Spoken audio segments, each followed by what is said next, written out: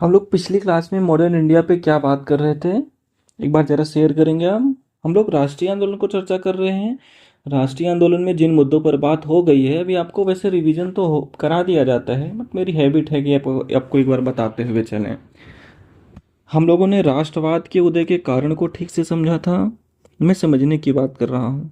ठीक है, याद रखना। तो एक बात हो गई, राष्ट्रवाद है ना, बहुत इंपॉर्टेंट है ये, आज भी इंपॉर्टेंट है ये। फिर इसके बाद कुछ कांग्रेस पूर्व राजनीतिक संस्थाओं की बात हुई थी, रिमेंबर। फैक्चुअली याद भी रखना है, थोड़ा कॉन्सेप्ट भी था कि कांग्रेस क्यों अलग कहते हैं उसको, कांग्रेस को क्यों महत्वपूर्ण संस्था मानते हैं। पढ़ने से वो एक डेवलपमेंट भी आएगा। फिर हम लोगों ने कांग्रेस के कुछ फैक्चुअल पार्ट को बताए थे, शुरुआती फैक्ट्स। और कांग्रेस के नरम दल पे हम लोगों ने विस्तार से चर्चा थोड़ा कर लिया था। वैसे नरम दल क्यों कहते हैं, कुछ प्रमुख नेताओं के नाम।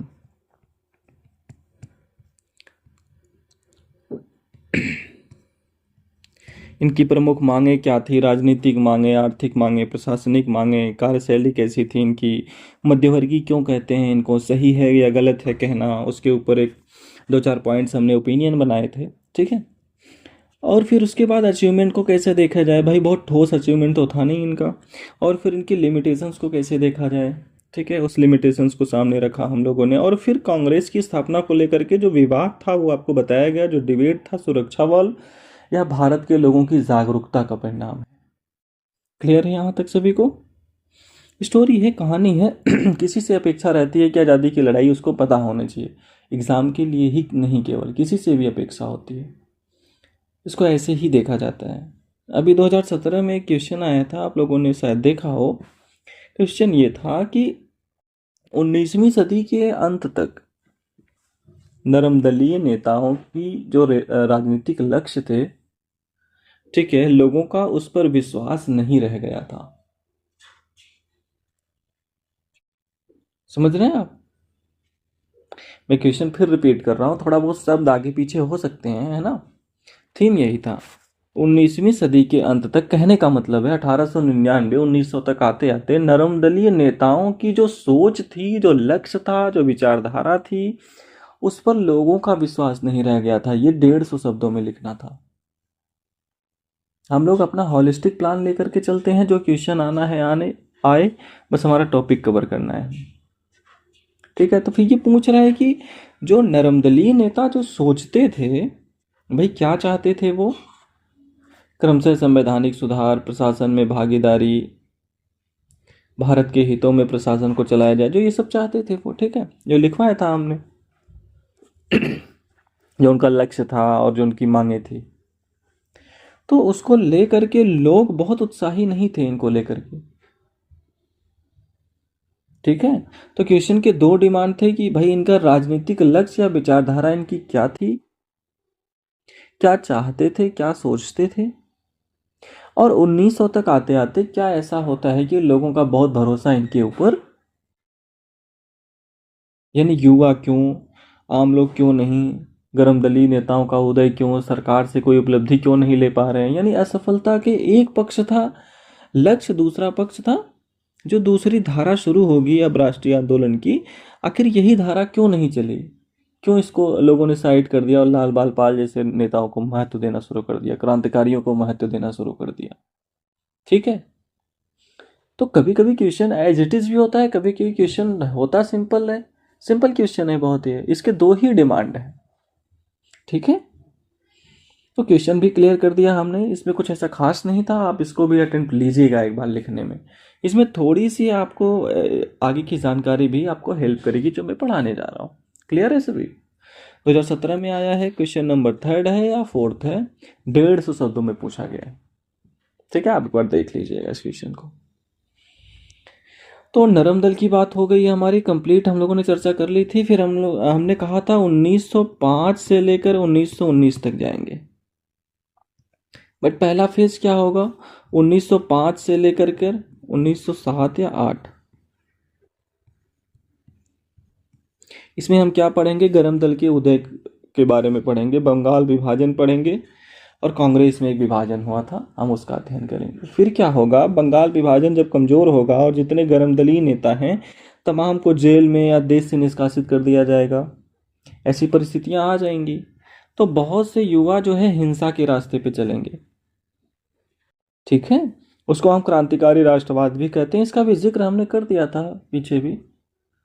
तो 1907-8 से लेकर के 15 तक देश के अलग अलग हिस्सों में और देश के बाहर भी क्रांतिकारी युवाओं के द्वारा अंग्रेजों को या ब्रिटिश समर्थक लोगों को मारने का प्रयास होगा, या मारा जाएगा, उनको उनकी हत्या की जाएगी। 1516 तक आते आते ये धारा भी कमजोर पड़ेगी। और फिर दोबारा से जो गरम दल वाले हैं, तिलक हैं, होम रूल आंदोलन होगा, और भी कुछ कुछ गतिविधियां हैं, कांग्रेस मुस्लिम लीग समझौता होगा, गांधी जी का भारत आगमन होगा, वो सब भी हम पढ़ेंगे देखेंगे, है ना। 19 तक ऐसा चलेगा, और 19 में गांधी जी पहली बार एक रोलेट सत्याग्रह के रूप में देशव्यापी आंदोलन चलाएंगे। वहां से एक नई शुरुआत मानी जाती है राष्ट्रीय आंदोलन की। तो हम अभी 5 से 19 की घटनाओं को पढ़ेंगे। जैसा हमने पहले बताया था कि नरमदली 5 तक आते आते थोड़े कमजोर पड़ गए, बट 47 तक इनका महत्व बना रहेगा। और 5 से 19 गरम दली हैं, इसका ये मतलब नहीं है कि 5 के पहले नहीं है, मैंने बताया था। कॉन्सेप्ट ऐसा रखिएगा, संगठन पे, आंदोलन पे इनका महत्व प्रभाव ज़्यादा है। इतिहासकारों में, विद्वानों में सहमति है भी, ठीक है, कि इस चरण को हम गरम दली चरण कहेंगे, एक्सट्रीम स्पेस कहेंगे। तो हम लोग बातचीत शुरू करते हैं गरम दल पे, है ना। तो अब दो बेसिक सी चीज़ें हैं, गरम दल इनको क्यों कहते हैं, तो यहाँ भी आप ध्यान रखिएगा, मुख्यतः कार्यशैली के कारण। ये कॉन्सेप्ट के लिए मैं आपको बता रहा हूँ। गरमदली नेताओं की कार्यशैली के क्या होने जा रही है,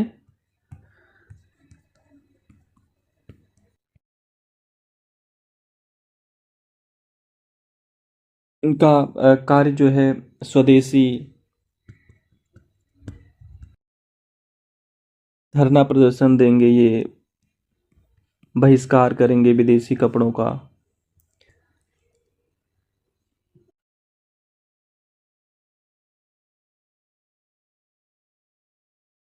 विदेशी कपड़ों को कई बार बहिष्कार तो चलो है ही, जलाने का भी कार्यक्रम आएगा। इनका काम करने का तरीका क्या होगा, स्वदेशी, विदेशी चीज़ों का प्रयोग नहीं करेंगे, बहिष्कार। जितनी सरकारी संस्थाएं हैं जो विदेशी वस्तुएं हैं उनका हम बहिष्कार करेंगे। धरना प्रदर्शन देना, सरकार की आलोचना करना, कपड़ों को जलाना, आत्मनिर्भरता की बात करना, अपनी संस्कृति की बात करना, ठीक है। तो इस सेंस में इनको गरम दलीय कहा जाता है। काफी कुछ बदलेगा, मन मेन कार्यशैली ही है, क्योंकि गरम दलीय नेता भी कोई पूर्ण आज़ादी की मांग नहीं करेंगे। 5 से 19 के बीच में, 85 से 5 के बीच में नरम दलियों ने भी पूर्ण आज़ादी की बात नहीं कही, और गरम दलियों ने भी पूर्ण आज़ादी की बात नहीं कही। तो लक्ष्य को लेकर के बड़ा अंतर नहीं है, काम करने के तरीके को लेकर के और भी कुछ अंतर है, मेजर अंतर होगा। जो ये शैली होगी इनकी भी होगी अहिंसात्मक ही।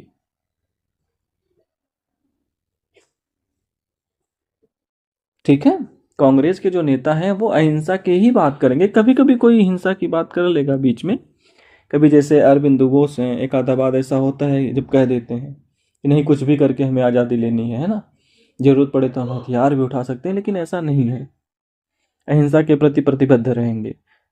बस शैली इनकी थोड़ी तुलनात्मक, पहले वाली की तुलना में थोड़ी गर्म होगी, इसलिए इनको गर्म दल कहा गया है। कुछ प्रमुख नेताओं का नाम वैसे भी अभी चर्चा का नाम आ जाएगा, बट लाल बाल पाल के बारे में सभी लोगों को जानना चाहिए। वह 3 बहुत फेमस नेता हैं, थोड़ी थोड़ी जानकारी इनके बारे में रखनी चाहिए सबको जब भी। लाजपत राय जी, बाल गंगाधर तिलक जी और बिपिन चंद्र पाल जी, ये 3 प्रमुख नेता हैं। अरविंद घोष हैं, सुब्रमण्यम पिल्ले हैं, बहुत सारे नाम अभी आ जाएंगे, सॉरी चिदम्बरम पिल्ले हैं, हरीश उत्तर राव हैं, कृष्णा राव हैं, हैदर रजा हैं, अलग अलग संदर्भ में नाम आते चले जाएंगे। सबको जमा कर लीजिएगा, आपको गर्मदली नेता हो जाएंगे। ठीक है, क्यों कहते हैं, पहला सवाल जो हम यहाँ पढ़ेंगे कि आखिर गरम दल का उदय क्यों होता है।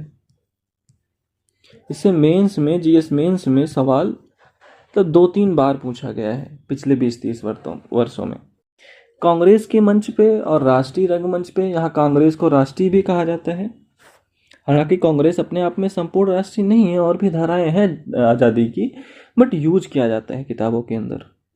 तो क्यों उदय होता है, यहाँ हम 6-7 कारणों की बात करेंगे अभी आपसे। जैसे पहला कारण होगा सरकार की नीति। सरकार जैसे इग्नोर कर रही है और सरकार प्रतिगामी कदम उठा रही है, तो सरकार से निराशा, नरमदलियों से निराशा, दूसरा पॉइंट लेंगे।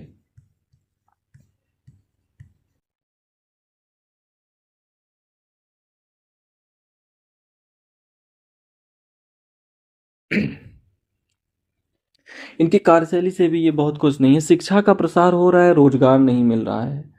और यही दौर है जब दयानंद सरस्वती और विवेकानंद जैसे विचारकों, अरविंद घोष जैसे लेखक, वक्ता वगैरह के विचार जो हैं युवाओं को प्रभावित करेंगे। अतीत से कई कहते भाई अतीत से अलग हो जाओ, इस तरीके की बातें रख रहे हैं वो। कुछ अंतर्राष्ट्रीय घटनाओं के बारे में भी देखेंगे। जापान में जो परिवर्तन हुआ, यूथोपिया की घटना है, इन सब घटनाओं से भी प्रेरणा मिलेगी। और कुछ नेता भी हैं, गरमदली नेता लाल बाल पार, अरविंद घोष, जो 1880-90 से ही अपने अपने क्षेत्र में प्रसिद्ध हैं, सक्रिय हैं, और अपने स्तर पे वो आंदोलन चला रहे हैं और युवाओं के बीच बहुत लोकप्रिय हैं। पर जो सबसे महत्वपूर्ण घटना होगी वो करजन के द्वारा बंगाल विभाजन का निर्णय। हम चर्चा करेंगे बंगाल विभाजन क्या था, कैसे था, और बंगाल विभाजन के निर्णय के बाद बड़े पैमाने पे जो देश के अलग अलग हिस्सों में गरमदली नेता थे, पंजाब, महाराष्ट्र, मद्रास, बंगाल, ये सब एकजुट होकर देशव्यापी आंदोलन चलाएंगे। तो बंगाल विभाजन विरोधी आंदोलन को स्वदेशी और बहिष्कार आंदोलन भी कहते हैं। उसी के साथ राष्ट्रीय राजनीति में इनका प्रभाव बहुत ज़्यादा बढ़ जाएगा। तो माना जाता है भाई कि 1905 से गरम दल का आगाज हो गया है, राष्ट्रीय राजनीति में इनका दबदबा। तो इन कारणों की बात करेंगे हम। लिखिए आप जरा, पहला कारण लिखो आप, सरकार से निराशा। इसको हम 2-3 पॉइंट्स में बना लेंगे, ठीक है। पहला पॉइंट लिखें, सरकार के द्वारा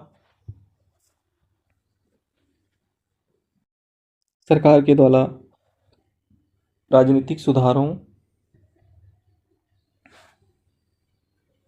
सरकार के द्वारा राजनीतिक सुधारों एवं आर्थिक विकास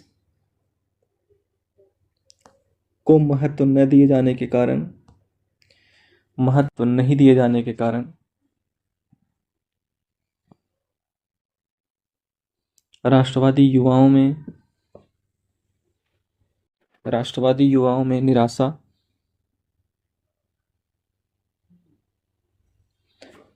निराशा, एवं असंतोष के तत्वों को देख सकते हैं।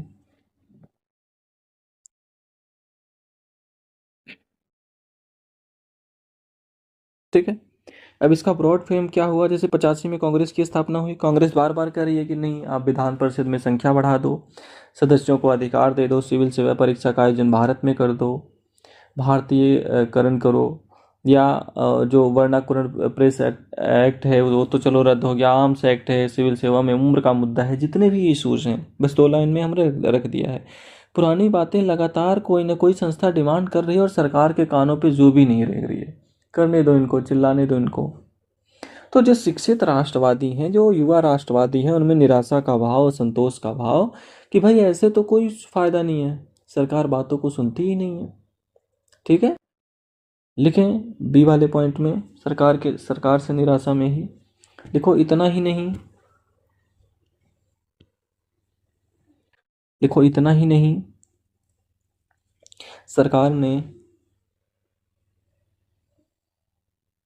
सरकार ने राष्ट्रीय चेतना को कमजोर करने के उद्देश्य से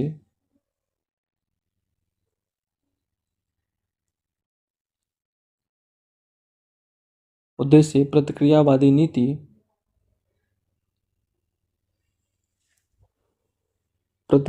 नीति को महत्व दिया।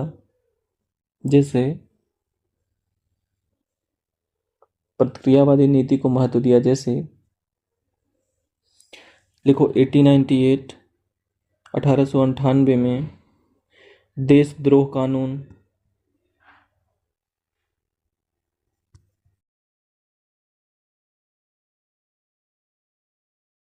इस पे कठोर सजा का प्रावधान किया गया था। एक तरफ हम सुधारों की मांग कर रहे हैं, सरकार कुछ नहीं कर रही है, दूसरी तरफ सरकार कुछ प्रतिक्रियावादी कदम उठा रही है, जैसे देशद्रोह कानून 1898, कॉमा देकर लिखो 1899 में कलकत्ता नगर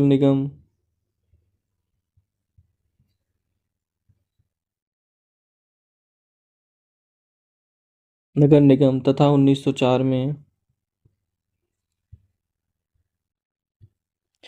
कलकत्ता विश्वविद्यालय,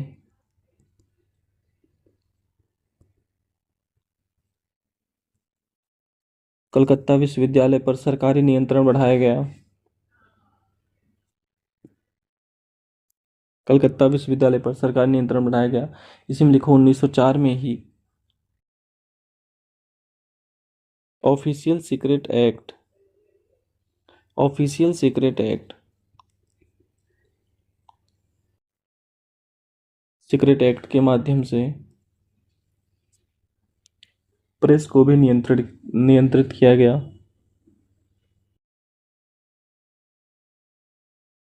प्रेस को भी नियंत्रित किया गया।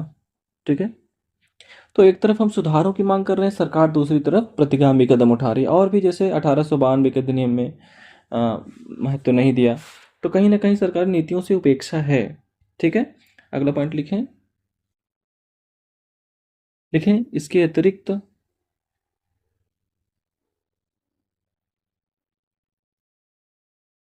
1870 एवं 90 के दशक में अकाल के दौरान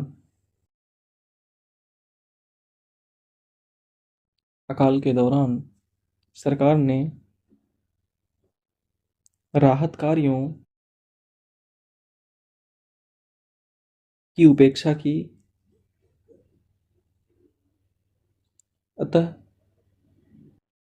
अतः राष्ट्रवादी युवाओं का सरकारी नीतियों से मोहभंग होना,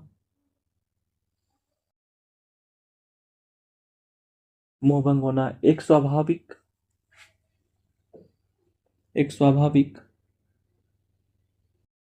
प्रक्रिया थी।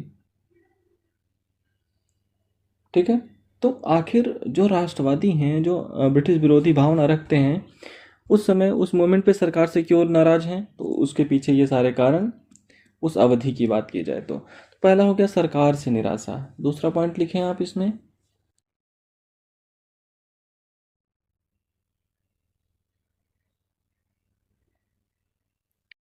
नरमदलीय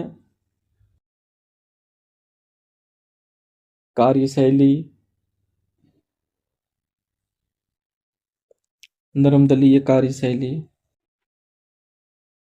के प्रति असंतोष,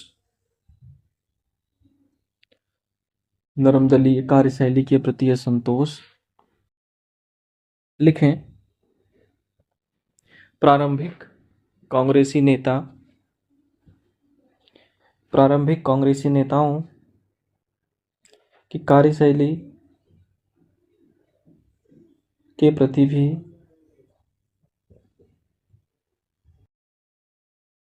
प्रति भी युवाओं तथा आम लोगों में असंतोष था, क्योंकि इनके प्रस्तावों या मांगों को सरकार महत्व नहीं दे रही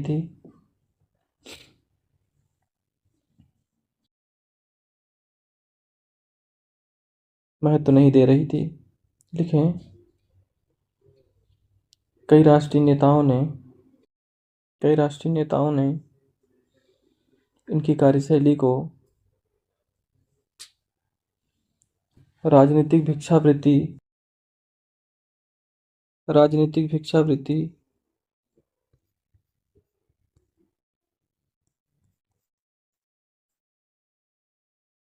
जैसे शब्दों से आलोचना की। जैसे तिलक ने भी कहा था एक अवसर पे, ये राजनीतिक भिक्षावृत्ति की नीति है, बार बार मांगते रहते हैं हम। ठीक है, तिलक ने एक अवसर पे ये बात कही थी और दूसरे नेता भी इस बात को दोहराते रहते हैं। एक अश्विनी कुमार दत्त करके नेता है, उन्होंने कहा था ये 3 दिनों का तमाशा है। लाला लाजपत राय भी उन्होंने भी कहा था कि ये एक राष्ट्रीय मेला, कुछ नेशनल फेस्टिवल मनाते हैं, करते तो कुछ है नहीं। लाजपत राय जी बड़े प्रखर आलोचक थे इनकी शैली की, बहुत प्रखर आलोचना करते थे। तो कहीं ना कहीं उनके कार्यशैली से भी असंतोष था। ठीक है, और उस असंतोष को भी दूसरे लोग विकल्प के तौर पर देखने लगे। अब कौन सा रास्ता अपनाया जाए, सरकार तो इनको महत्व नहीं दे रही है और ये अपने तौर तरीके में बदलाव भी नहीं कर रहे थे। ठीक है, तो 2 बड़े कारण माने जाते हैं कि गर्मदलीय नेतृत्व का उदय क्यों। तीसरा पॉइंट लिखें, शिक्षा, शिक्षा का प्रसार। कारण नंबर 3 पर लिखें शिक्षा का प्रसार। एक्सप्लेन करो इसको। लिखो, शिक्षा के प्रसार के साथ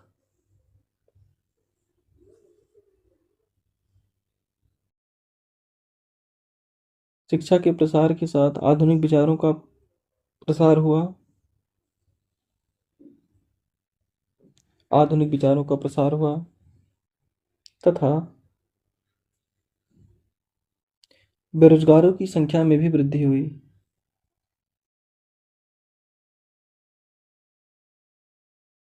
संख्या में भी वृद्धि हुई। लेकिन शिक्षित राष्ट्रवादी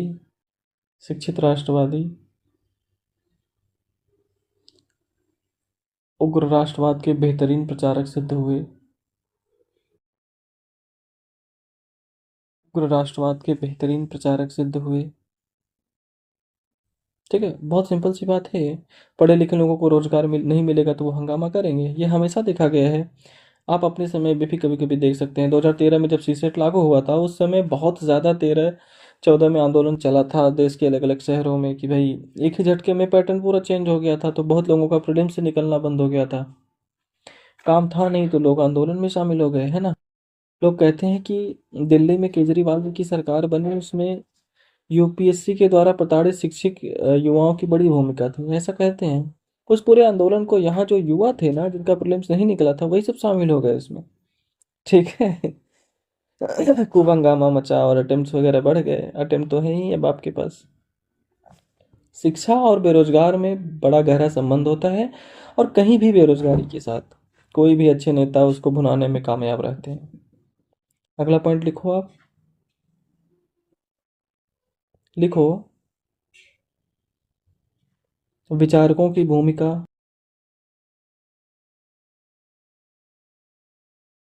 विचारकों की भूमिका नेक्स्ट पॉइंट है इसमें। अगला कारण बता रहा हूं मैं आपको। 19वीं सदी के अंतिम दशकों में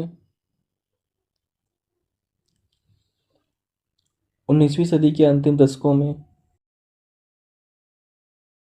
दयानंद सरस्वती दयानंद सरस्वती, विवेकानंद, अरविंद घोष जैसे विचारकों ने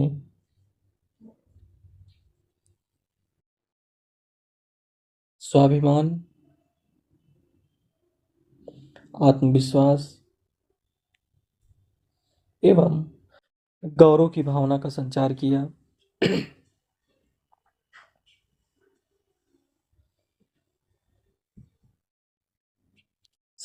इनके विचारों ने युवाओं को व्यापक तौर पर प्रभावित किया।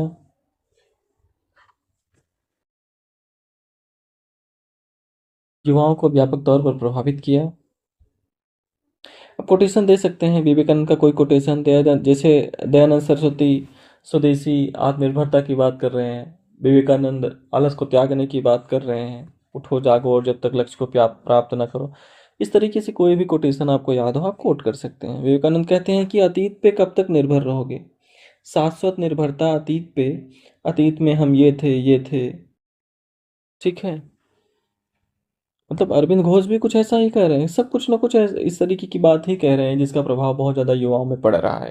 देखो, परिस्थितियों की ना बड़ी भूमिका होती है, परिस्थितियों में ही विचार पनपते हैं। परिस्थितियाँ ऐसी हैं जहाँ इस तरीके के विचारकों के विचार 93 के शिकागो सम्मेलन में युवाओं में गौरव की भावना का संचार किया।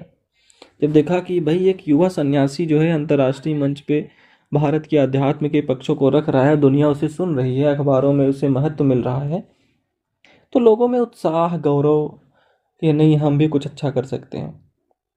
नेक्स्ट पॉइंट लिखो, अंतर्राष्ट्रीय घटनाओं का प्रभाव।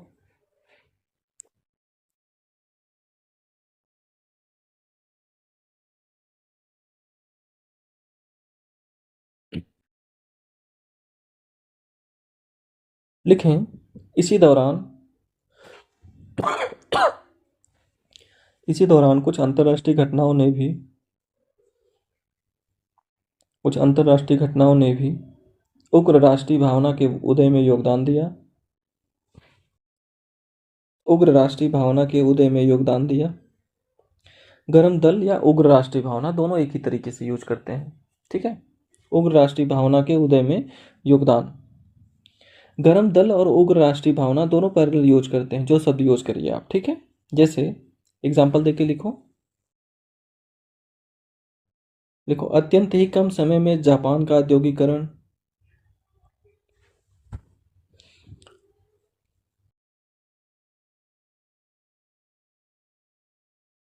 जापान का औद्योगिकरण मुश्किल से ये 1865-70 से लेकर के 90 के बीच में 25 वर्षों में जापान की गिनती एक औद्योगिक राष्ट्र के रूप में होने लगी। और विद इन 25 ईयर्स में इसने चुनौती देना भी शुरू कर दिया सैनिक शक्ति के रूप में भी। 94 तो चलो इसने चाइना को हराया और इसने रूस को पराजित किया। तो इस भावना आ जाती थी कि अपने मेहनत और पुरुषार्थ के दम पे जापान जैसा छोटा राष्ट्र इतने बड़े राष्ट्रों को चुनौती दे सकता है, ठीक है। तो हम क्यों नहीं। तो औद्योगिकरण कॉमन देकर लिखो। पश्चिमी राष्ट्रों को जापान के द्वारा चुनौती, ये सब विश्व इतिहास में पढ़ना है आपको, टॉपिक है। पश्चिमी राष्ट्रों को जापान के द्वारा चुनौती, कॉमा 1896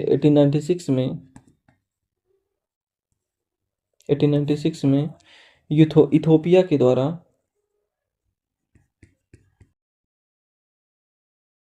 इटली को पराजित किया जाना। इथोपिया के द्वारा इटली को पराजित किया जाना, कॉमा 1905 में जापान के द्वारा रूस को पराजित करने, रूस को पराजित करने जैसी घटना इत्यादि, ठीक है। इस घटनाओं से एक तरीके से उत्साह का संचार हो रहा है कि भाई जापान जैसा छोटा सा राज्य रूस को अलग कलर में दिखाएगा, जापान को अलग में दिखाएगा। ये कल्पना की बात भी नहीं है कि जापान की उस समय गिनती भी नहीं होती थी, बट रूस को पराजित कर देगा उस समय किसी ने कल्पना भी नहीं की थी इस बात की।